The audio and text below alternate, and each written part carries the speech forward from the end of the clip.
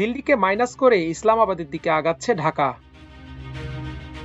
২৪-এর ৫ August Sheikh Hasina সরকারের পতনের পর বরফ গলতে শুরু করেছে বাংলাদেশ পাকিস্তান সম্পর্কের। আজ ফরেন অফিস কনসালটেশন শীর্ষক এক বৈঠকে বাংলাদেশের পররাষ্ট্র সচিব মোহাম্মদ জসিম উদ্দিনের সঙ্গে আলোচনায় অংশ নেন সফররত পাকিস্তানের পররাষ্ট্র সচিব আমনা বেলুসের নেতৃত্বে একটি প্রতিনিধি দল। পরে তারা অংশ নেন প্রধান উপদেষ্টা ডক্টর মোহাম্মদ ইউনূসের বৈঠকে। বিশ্লেষকরা বলছেন, দুই দেশের মধ্যকার কূটনৈতিক সম্পর্ক স্বাভাবিকরণের আনুষ্ঠানিক যাত্রা শুরু হচ্ছে পররাষ্ট্র সচিবদের বৈঠকের মধ্য দিয়ে, যাতে গুরুত্ব পাচ্ছে দ্বিপাক্ষীয় বাণিজ্য ও উভয় দেশের জাতীয় নিরাপত্তা ইস্যু। এরই মধ্যে বৈঠক পরবর্তী ব্রিফিংয়ে পররাষ্ট্র সচিব মোহাম্মদ জসিম উদ্দিন জানান, আগামী ২৭ এপ্রিল ২ দিনের সফরে ঢাকায় আসছেন পাকিস্তানের উপপ্রধানমন্ত্রী ও পররাষ্ট্রমন্ত্রী ইসহাক দার। এদিকে বিষয়টি নিয়ে ভারতীয় বিশ্লেষকরা বলছেন, ভারতের সঙ্গে বাণিজ্য বাধাগ্রস্ত করতে বাংলাদেশ পাকিস্তানের সঙ্গে সরাসরি বাণিজ্য শুরু করেছে। গত ফেব্রুয়ারিতে পাকিস্তান ট্রেডিং কর্পোরেশনের মাধ্যমে ৫০,০০০ টন চাল আমদানি করা হয়েছে।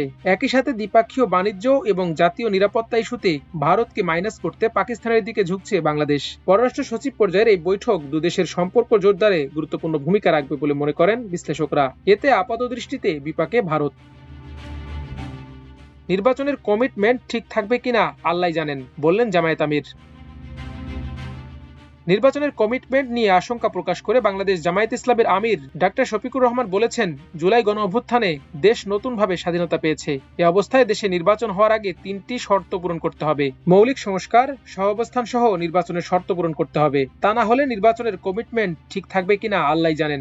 আজ রাজধানীর গুলশানে হোটেল ওয়েস্টিনে ইউরোপীয় ইউনিয়ন সফর নিয়ে আয়োজিত সংবাদ সম্মেলনে তিনি একথা বলেন। জামায়াত আমির বলেন, অনেক কষ্টে যা এসেছে এতে ৩টি জিনিস গুরুত্বপূর্ণ হয়ে উঠেছে। এর প্রধান হচ্ছে দৃশ্যমান গ্রহণযোগ্য মৌলিক সংস্কার। আমরা তা সংস্কার কমিশনের কাছে দিয়েছি। এসব পরিবর্তন ছাড়া কোনো নির্বাচন হলে তা গণতন্ত্রের কোনো ভিত্তিক গঠন হবে না। এ নির্বাচনও তাহলে পূর্বের মতো খারাপ হবে। হাজার হাজার মানুষের রক্তের বিনিময়ে যে বিজয় এসেছে, সেখানে এই পরিবর্তন খুবই জরুরি। তিনি বলেন, প্রথমত সংস্কারের প্রধান অংশীজন হচ্ছে রাজনৈতিক দলগুলো। এতে যদি তারা সহযোগিতা করে তাহলে দ্রুত নির্বাচনের পরিবেশ হবে। তারা যদি সহযোগিতা না করে, যদি গতানুগতিক নির্বাচন হয়, তাহলে আগের মতোই নির্বাচন হবে, যার দায় রাজনৈতিক দলগুলোকে নিতে হবে। দ্বিতীয়ত, গণহত্যাকারীদের দৃশ্যমান বিচার করতে হবে, যাতে মানুষের আস্থা ফিরে আসে, শহীদদের আত্মা যাতে প্রশান্তি পায়। তৃতীয়, রাজনৈতিক দলগুলোর মধ্যে পারস্পরিক সম্মানবোধ থাকতে হবে, যাতে এমন না হয় আমি জিতে গেলেই নির্বাচন সুষ্ঠু আর না জিতলে দুষ্ট, এমন মানসিকতা থেকে বের হয়ে আসতে হবে। এর জন্য সবার এনগেজমেন্ট প্রয়োজন। এটি সরকারের তরফ থেকেই হতে পারে, রাজনৈতিক দলগুলোর উদ্যোগও হতে পারে, সিভিল সোসাইটির উদ্যোগেও হতে পারে। সংস্কার কেন নির্বাচনের বিকল্প? প্রশ্ন রিজভির। সংস্কারকে কেন নির্বাচনের বিকল্প হিসেবে দাঁড় করানো হচ্ছে সে প্রশ্ন রেখে জনগণের ভোটাধিকার ফিরিয়ে দিতে অন্তর্বর্তী সরকারের প্রতি আহ্বান জানিয়েছেন বিএনপির সিনিয়র যুগ্ম মহাসচিব রুহুল কবির রিজভী। দুপুরে নয়াপল্টনে বিএনপির কেন্দ্রীয় কার্যালয়ে দলটির সাবেক সাংগঠনিক সম্পাদক এম ইলিয়াস আলীর সন্ধানে আয়োজিত দোয়া মাহফিলে তিনি এসব কথা বলেন। সরকারের গুরুত্বপূর্ণ জায়গায় বিএনপির সঙ্গে সম্পৃক্ত কাউকে পেলেই তাকে সরিয়ে দেওয়া হয় বলে এ সময় অভিযোগ করেন রিজভী। তিনি বলেন, আজ জনগণের সামনে স্পষ্ট যে আওয়ামী লীগ সরকারই ইলিয়াস আলীকে গুম করেছে। কর্তৃত্ববাদ শেখ হাসিনা সরকারের বিরুদ্ধে আপোষহীন সংগ্রাম আর টিপাইমুখ বাঁধ ও সীমান্ত আগ্রাসনের প্রতিবাদে সিলেট অঞ্চলে গড়ে ওঠা গণ আন্দোলনের নেতৃত্বের কারণে ইলিয়াস আলী রাষ্ট্রযন্ত্র ও দেশি বিদেশি অপশক্তির গাত্রদাহের প্রধান কারণ ছিল। বাংলাদেশের সঙ্গে বাণিজ্য যুদ্ধে জড়াতে চায় না ভারত।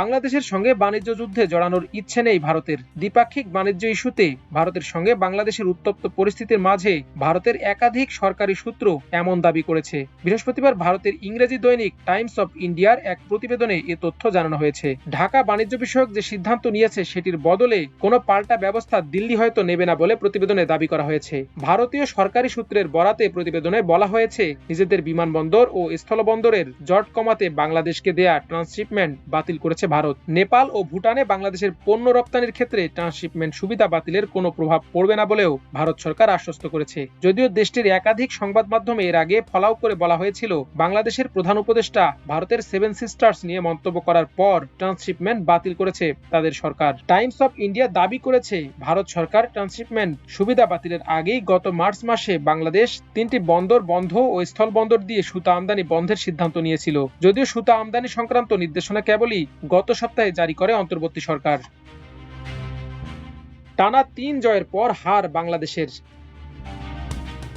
নারী বিশ্বকাপ বাছাইয়ে টানা ৩ জয়ে পয়েন্ট তালিকায় শীর্ষে বাংলাদেশ। অবশেষে তাদের জয়রথ থামালো ওয়েস্ট ইন্ডিজ। লাহোরে দুর্দান্ত লড়াইয়ের পর ক্যারিবীয়দের কাছে ৩ উইকেটে হেরে গেছে নিগার সুলতানা জ্যোতির দল। যদিও এই হারের পরও শীর্ষস্থান অক্ষুণ্ণ রেখেছে বাংলাদেশের মেয়েরা। ৪ ম্যাচে ৩ জয়ে ৬ পয়েন্ট তাদের। পাকিস্তানের পয়েন্ট সমান হলেও নেট রান রেটে এগিয়ে থাকায় বাংলাদেশই ১ নম্বরে। লাহোর সিটি ক্রিকেট অ্যাসোসিয়েশন গ্রাউন্ডে টস জিতে প্রথমে ব্যাটিংয়ে নেমেছিল বাংলাদেশ। ফারজানা হক আর শারমিন আক্তারের ব্যাটে ভর করে ৯ উইকেটে ২২৭ রানের লড়াকু সংগ্রহ দাঁড় করায় টাইগ্রেসরা। জবাবে ৩০ ওভারে ৩ উইকেটে ১৪০ রান তুলে সহজ জয়ের পথে ছিল ওয়েস্ট ইন্ডিজ। সেখান থেকে লড়াইয়ে ফেরে বাংলাদেশ। মারুফা আক্তার টানা ২ ওভারে ২ উইকেট শিকার করেন। ২০০ আগে ৬ উইকেট নিয়ে জয়ের আশা জাগিয়েছিল বাংলাদেশ, কিন্তু শেষ রক্ষা হয়নি। চিনেলে হেনরি ৪৮ বলে অপরাজিত ৫১ রানের ইনিংসে ম্যাচ বের করে নিয়ে আসেন।